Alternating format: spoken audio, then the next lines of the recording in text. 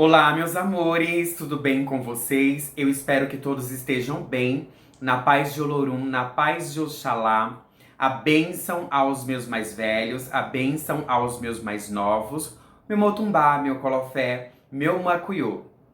Gente, hoje eu venho trazer um vídeo super esperado, né? E não poderia ser numa data melhor. Nós estamos aí entrando no mês de dezembro, né? A gente deu início ao mês de dezembro. É um mês onde abrimos para as festividades, para as obrigações das Iabás. E hoje eu venho falar de uma Iabá maravilhosa. Uma mãe, ela é sensível, ela é meiga, ela é doce, ela é carinhosa, ela é uma ninfa.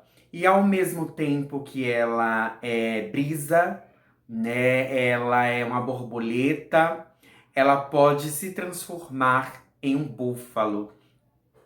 Ela é uma mulher carinhosa, sensível, porém não pise no calo dos seus filhos, né? Não mexam com os seus filhos, porque essa mulher ela se transforma em um búfalo, perigosíssima, ela não tem controle e, gente, eu estou falando e irei falar de Oya Onira, Yansan Onira, as características dos filhos de Oya Onira, de Yansan Onira. Logo de início, eu não vou já entrar falando das características dos filhos de Oya Onira, né, de Yansan. Primeiro, eu vou falar um pouquinho sobre essa Oya, sobre essa Yansan, sobre esse caminho, essa qualidade, como muitos conhecem, né, que é Onira. E muitos se perguntam, mas ela é Yansan? É Oya? Ou um orixá independente? Gente, Onira, na África, ela tem um culto independente. Porém, chegando aqui no Brasil, ela passou a fazer parte do culto de Oya, de Yansan, pelo fato de ser uma guerreira, pelo fato de se parecer muito, de ter muitas características bem parecidas com as de Yansan, né? E a principal de todas elas é por ser guerreira. Então, ela aqui no Brasil é cultuada como Yansan. É uma Yansan, é Yansan Onira.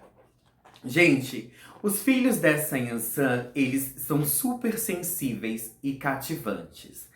Mas a Yansan Onira, algumas características dela é diferente do padrão da Yansan normal. Porque existem várias diferenças. Onira, ela em si, ela é uma Iabá, ela é um orixá das águas, porém, ela também é das águas doces, né? Yansan, Oya, Yansan, ela não é das águas, né? Um orixá que a gente já cultua como orixá do fogo, das tempestades, dos ventos, né? Onira não, Onira pertence às águas, Onira é um orixá encantado. E, gente, Onira, como por exemplo, um fato também é de ela se dar muito bem em ter caminhos com o orixá Oxum. E até mesmo as cores, né? As cores de Oya Onira são muito parecidas com as cores de Oxum. Inclusive, tem uma Oxum específica, né? Que é uma Oxum que a gente fala que ela é inseparável. As duas, Oya, Yansan e Oxum, elas são inseparáveis. Só que tem um caminho específico. A Oxum que ela é inseparável de Onira é Oxum Opará. Onira, é o inverso de Opará. E Opará é o inverso de Onira, ou seja, Opará é Oxum Yansan, né? Um Oxum que tem umas características de Oya. E Oya, Onira, é uma Oya, uma Yansan, que tem as características bem parecidas também com os filhos de Oxum. Então são muito confundidas, é muito complicado, sabe? Essa dualidade. E os filhos desses orixás, eles sofrem muito ao decorrer do tempo com a dúvida, né? Por causa da dualidade entre essas duas Iabás. Então, uns falam, você é de Oiá. Outros, não, você é de Oxum.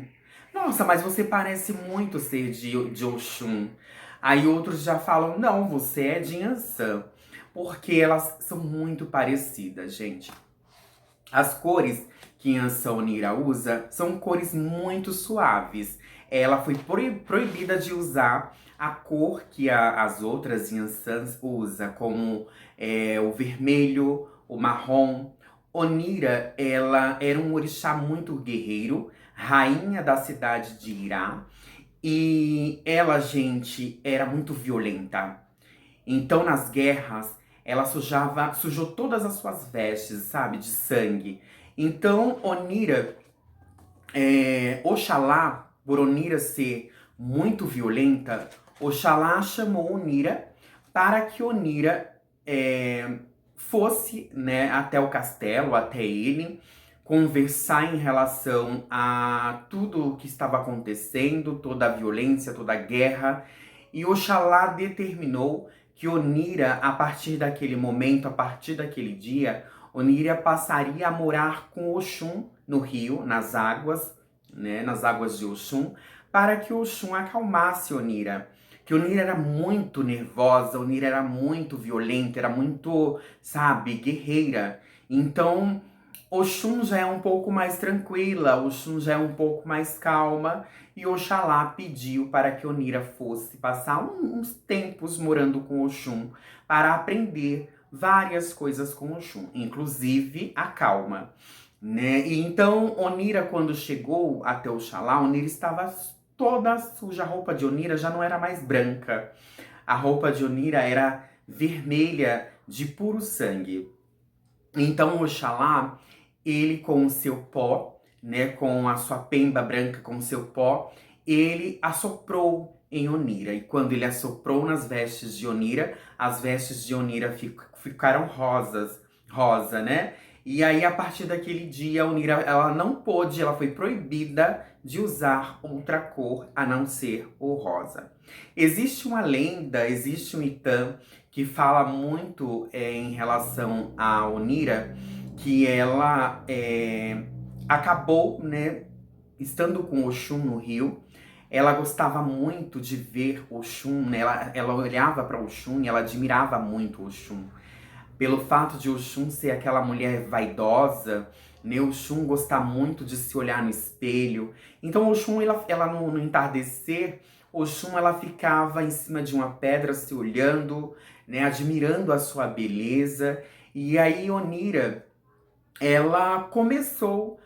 No início elas brigavam muito, né? Elas discutiam muito, porque Onira sempre foi uma orixá, uma Iabá muito indecisa, assim como seus filhos são indecisos também, né? Ela sempre foi muito teimosa, assim como seus filhos também são. Então, ela, com toda a sua teimosia, ela acabou discutindo com Oxum, só que as duas nessas, né, controvérsias entre as duas acabaram sendo amigas, muito amigas. E aí Onira passou a se banhar no rio e também subir naquela pedra ao entardecer para ficar se olhando, né, admirando também a beleza daquele lugar. Só que numa tarde tranquila, Onira, ela adormeceu. Onira adormeceu e Oxum teve outras coisas a fazer, tirou um pouco a atenção de Onira. E o que aconteceu? O rio, gente, ele transbordou. E Onira, ela estava em cima de uma pedra dormindo, adormecida. Quando ela acordou, ela não sabia nadar. E o que aconteceu? Onira, ela começou a se afogar. Onira estava se afogando, Onira estava apavorada. E o Oxum correu até Onira para tentar salvar. Só que Onira já tinha adormecido. E Oxum, muito preocupada, sem entender o que estava acontecendo, querendo apenas salvar a vida de Onira, porque, afinal de contas, Oxalá, ele deu a confiança, né? Ele confiou em Oxum para cuidar de Onira. E aí foi quando Oxum fez uma magia e jogou, atirou sobre Onira. E Onira, ela acordou, porém, ela, quando o Shun saiu, procurou Onira, isso, gente, segundo a lenda, segundo o Itan, tá? Quando ela acordou, Onira saiu, o espírito, né, a alma, Onira, ela ficou ela se encantou, gente, ela se encantou. E aí, quando ela se encantou, ela se transformou em uma borboleta. E o Oxum saiu correndo atrás dela, né? E ela falando, Oxum, eu estou aqui. Quando o Oxum olhou, ela tinha se transformado em uma borboleta linda, uma borboleta maravilhosa. E aí, ela voando, voando, e Oxum correndo atrás dela. E quando chegou mais na frente, ela se transformou em um búfalo. Então, Onira, gente, ela tem o poder da transformação. Onira é um orixá encantado. Onira, ela tem o poder da transformação, a magia da transformação. Ela, quando está calma, ela pode ser a brisa, ela pode ser uma borboleta, ela pode ser a mais bela, ela pode ter a leveza, né, de Oxum. Ela é super fina. Os filhos de Onira são pessoas mais requintadas, um pouco mais finas. Os filhos de Onira, eles detestam gente, eles odeiam brigas, eles odeiam escândalos.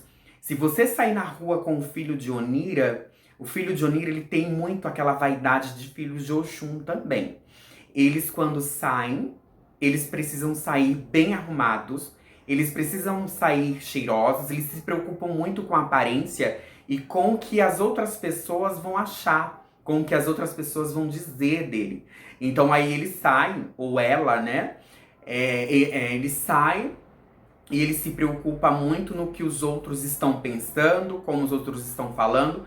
Então, para causar uma boa impressão e ser bem falado, eles, antes de sair, eles se produzem muito bem. Se vestem muito bem. Toda roupa, gente, que filho de Onira coloca, cai muito bem.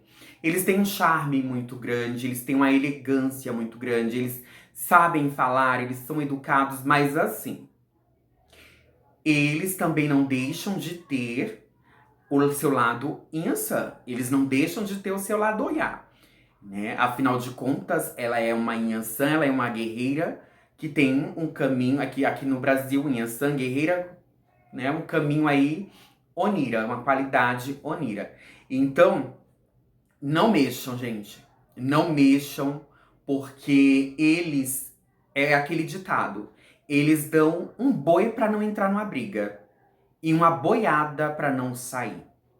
Eles, dentro de uma briga, de uma confusão, eles ficam cegos. Eles se transformam.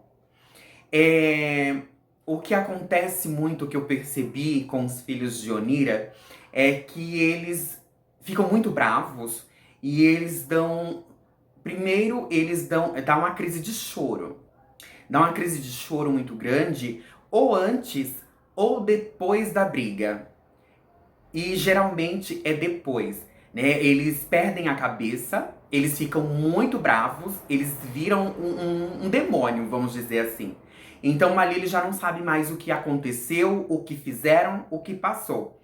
E depois do acontecido, eles vão chorar. Eles choram muito, gente. Às vezes eles não têm nem culpa daquilo que aconteceu, mas eles choram arrependido de algo que eles tenham feito, sabe? São pessoas muito cautelosas. Os filhos de Onira, eles têm também uma mania de indecisão, né? Como eu falei, eles são muito indecisos. Eles às vezes não sabem. É tipo aquela pessoa também que coloca as coisas em um lugar e depois não sabe onde colocou. Tem esse meio esquecimento. É aquela pessoa que quer fazer tudo ao mesmo tempo, sabe? Sempre faz tudo com muita leveza e se fizer tudo com muita rapidez, se apressarem, eles acabam fazendo alguma coisa errada, quebra alguma coisa, derruba alguma coisa, eles ficam meio desastrados. Se vocês der pressão em um filho de Onira, apressar ele pra algo, ele acaba quebrando alguma, ele fica nervoso, ele fica desastrado, ele acaba derrubando alguma coisa, porque eles gostam de fazer tudo com muita perfeição. Eles são muito perfeccionistas, eles são muito detalhista, eles têm muito, gente, aquele lado Yansan e um lado que é muito aflorado do povo de Oxum. E, gente, como que tá a temperatura no estado de vocês aí? Eu aqui, misericórdia, tá muito quente, muito quente. E aí, gente, ela é uma mulher guerreira, né? Onira, ela é guerreira. Os filhos de Onira, eu acabei de falar algumas características dos filhos de Onira também. No Itan, eu parei na parte que fala, que eu falei, né, que ela se transformou em um búfalo. E aí, desculpa. E aí, gente, é, é por isso que Onira, ela tem esse encanto, né? Essa dualidade. Por ela ter vivido com Oxum, por ela ter aprendido muita coisa com Oxum. Inclusive, ela ensinou a Oxum a guerrear. Ela ensinou o Pará a guerrear. Então, o Pará, ela é a Oxum que tem caminhos com o Yaunira. O Yaunira também tem caminhos com o Xaguian. O Yaunira, ela ensinou, ela deu, né, o Atori, que o Xaguian usa, ele pertence, na verdade, ao Yaunira. Onira que deu o Atori ao Xaguian.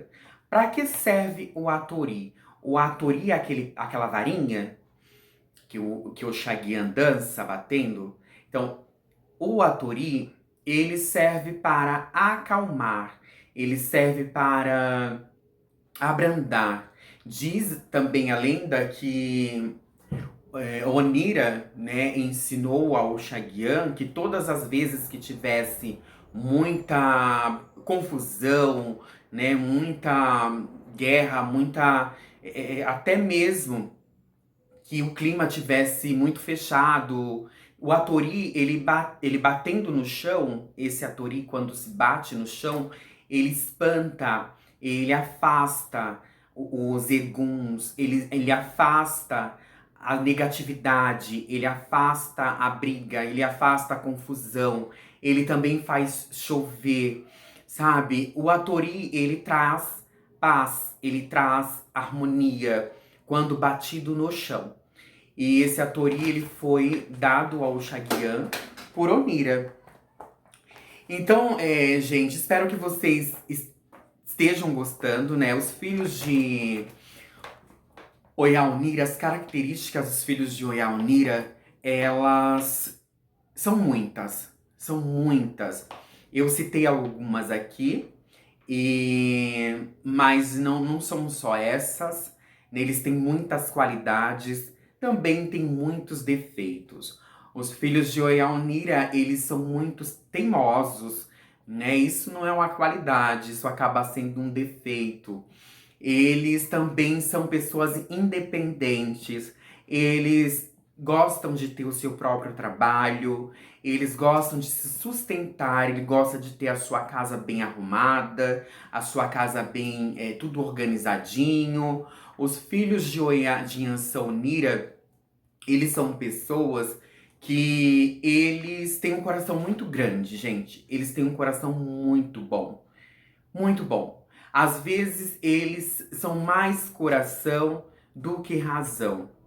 E às vezes eles agem também muito com a razão. Só que a forma que eles agem com a razão é diferente dos filhos de, vamos dizer assim, de uma Yansan Topé, de uma Yansan Bagan, né? De outra qualidade, de outro caminho de Yansan. Eles, os filhos de outra qualidade de Yansan, eles já são mais 880, são aquelas pessoas mais agressivas, são aquelas pessoas que, assim, até pra falar, eles falam, eles têm a gargalhada alta, né? Eles falam alto, eles são mais espalhafatosos. Já os filhos de Oyaunir, eles já são um pouco mais. Eles até acabam falando alto, né? Acaba dando muita risada alto também, mas eles já são mais cautelosos. Eles já observam mais, eles, né, não tem aquela fúria como as outras qualidades de Inhansã. Os fundamentos, existem vários fundamentos de Inhansã Onira, né? Inhansã Onira, como é um orixá encantado, ela precisa.